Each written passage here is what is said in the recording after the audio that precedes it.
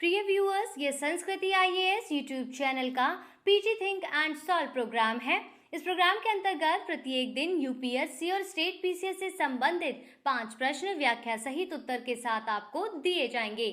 हमें आशा है कि ये प्रोग्राम आगे भी आपकी तैयारी में मददगार साबित होगा। तो चलिए देखते हैं आज के अपने प्रश्नों को।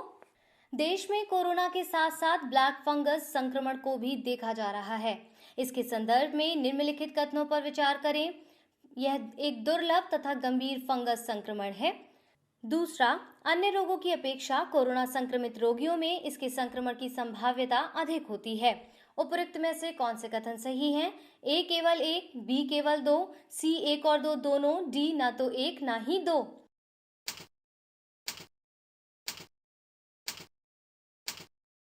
सही उत्तर होगा ऑप्शन ए। इसकी व्याख्या से इसको समझते हैं। कोरोना की दूसरी लहर के दौरान देश में बढ़ रहे कोरोना संक्रमण के बीच एक नई संक्रामक बीमारी को भी देखा जा रहा है। इसे ब्लैक फंगस कहते हैं। यह एक दुर्लभ एवं गंभीर प्रकृति का कवक संक्रमण है।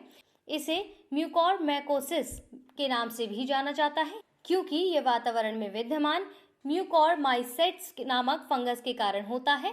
यह रोग मुख्यतः ऐसे लोगों को प्रभावित करता है जो स्वास्थ्य संबंधी समस्याओं के लिए दवाएं ले रहे होते हैं, जिनके चलते उनकी पर्यावरणीय रोगजनकों के प्रति रोग प्रतिरोधक क्षमता कम होती है।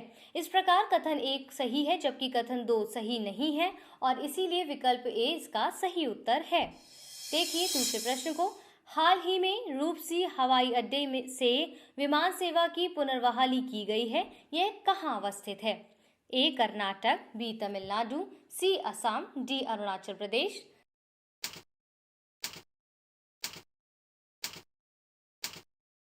सही उत्तर है ऑप्शन सी। इसकी व्याख्या देखिए। वर्ष 1939 में असम के धुबरी जिले में रूपसी हवाई अड्डे का निर्माण द्वितीय विश्व युद्ध के समय किया गया था। गौरीपुर के निकट तथा जिला मुख्यालय से 18 किलोमीटर की दूरी पर अवस्थित यह हवाई अड्डा एक समय दक्षिण एशिया का सबसे बड़ा हवाई अड्डा था।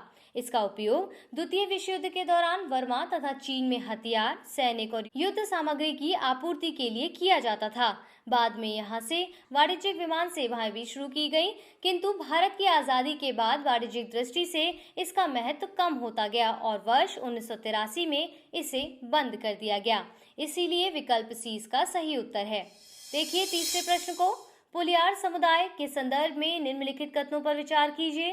पहला, यह केरल, तमिलनाडु, कर्नाटक में पाया जाने वाला दलित समुदाय है।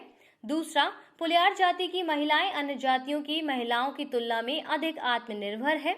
उपरोक्त में से कौन से कथन सही हैं? ए केवल 1, बी केवल 2, सी 1 और 2 दोनों, डी ना तो 1 ना ही 2।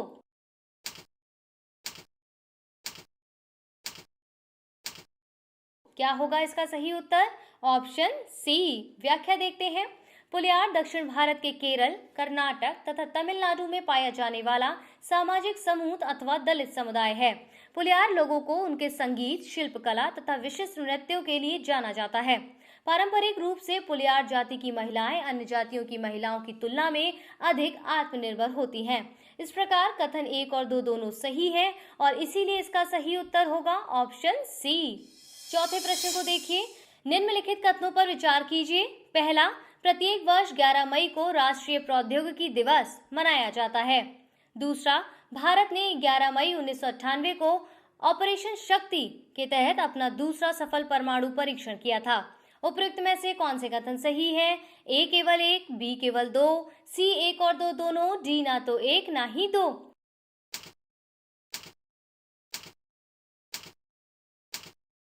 उत्तर चुनिए।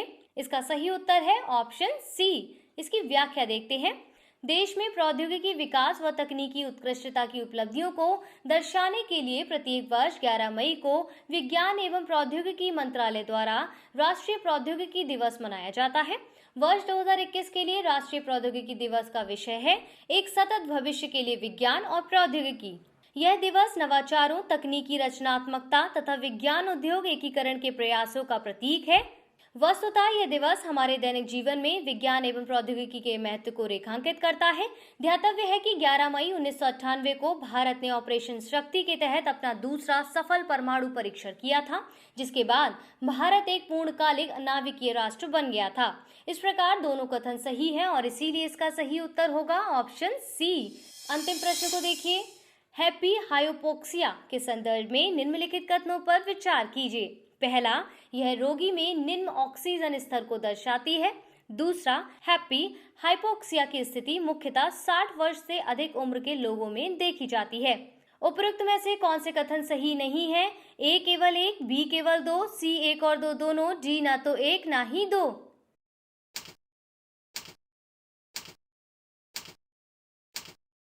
क्या होगा इसका सही उत्तर? Option B. हैप्पी हाइपोक्सिया उस स्थिति को कहते हैं जब मरीज का ऑक्सीजन संतृप्ति स्तर निम्न हो जाता है, किंतु इनमें निम्न ऑक्सीजन स्तर के स्पष्ट लक्षण दृष्टिगत नहीं होते हैं।